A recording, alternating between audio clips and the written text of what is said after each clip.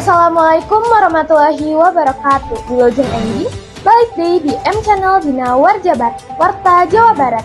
Tim Kuring Arli, nu bade maturan baraya sadaya di Enggi, nu baris mawa beja aktual tur bisa dipercaya.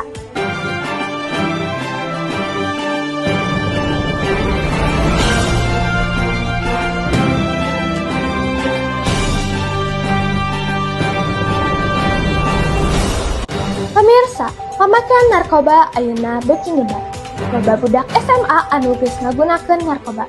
Dina Senin, 14 Oktober 2024, Badan Narkotika Provinsi Jawa Barat berhasil newak seorang murid yang disangka mawa narkoba ka sakola.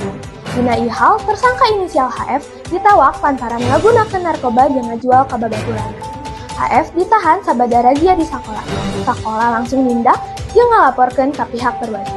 Tapi kusabab HF masih di bawah umur, nyebabkan hese pikeun polisi masihan hukuman. Pikeun milarian informasi nu leuwih lengkap, langsung sambungkeun wae sareng Dita nu parantos aya di TKP.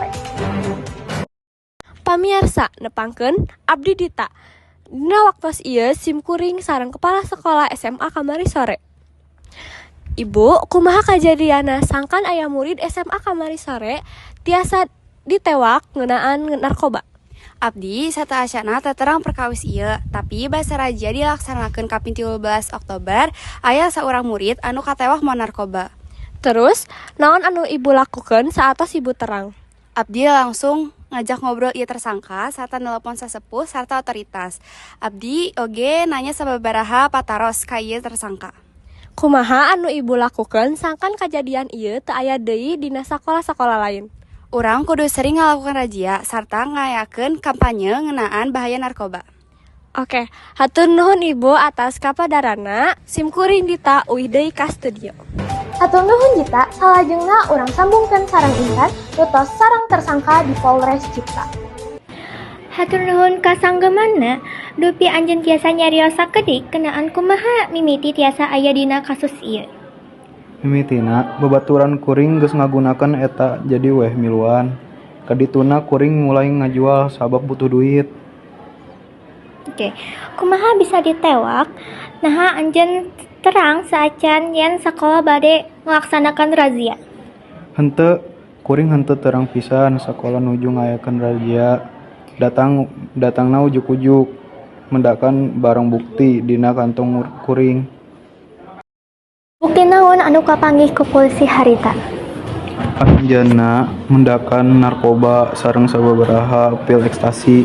Saleresna kuring nampi barang-barang ieu ti batur. Tapi kuring henteu gaduh waktos kanggo ngujualna. Sabaraha lami anjeun ngiringan dina bisnis narkoba ieu? Kinten-kinten satuan teu nepi langkung. Mimitina nganukur nganjang sorangan, tapi kusabab kuring priogi atos, kuring mimiti ngajualna. Naha anjeun kantos mikirkeun akibat dina kakuan anjeun? Sajujurna, kuring terang ieu salah sareng bahaya, tapi kuring henteu mikir pisan dina waktos eta. Jalan pintas pikeun ngadamel atos gancang. Ayeuna anjeun parantos katangkep, kumaha perasaan anjeun anu rek ditampikeun ka jalma anu kalibet kasus nu sama? Hapunten pisan kahirupan abi hancur ku sabab ieu. Sareng abi terang abi ngerakeun kulawarga abi. Abi ngan hoyong nyarios ka nu sanes, khususna nonoman, lacaket kana narkoba.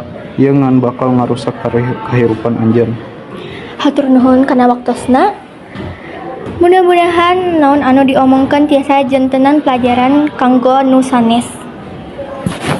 Sim kuring Intan uih deui ka studio. Hatur nuhun Intan. Pamirsa, ulah sakali-kali urang nyobian ngagunakeun narkoba. Sabab lamun dicobian urang bakal rugal saumur hidup. Kumarin kitu, hayu urang ti ayeuna ngajauhan di narkoba. Supados kaharepna urang janten jalmi anu teu karugian. Sakitu wae warta ti kuring, tim kuring Arli izin pamit, hatur nuhun.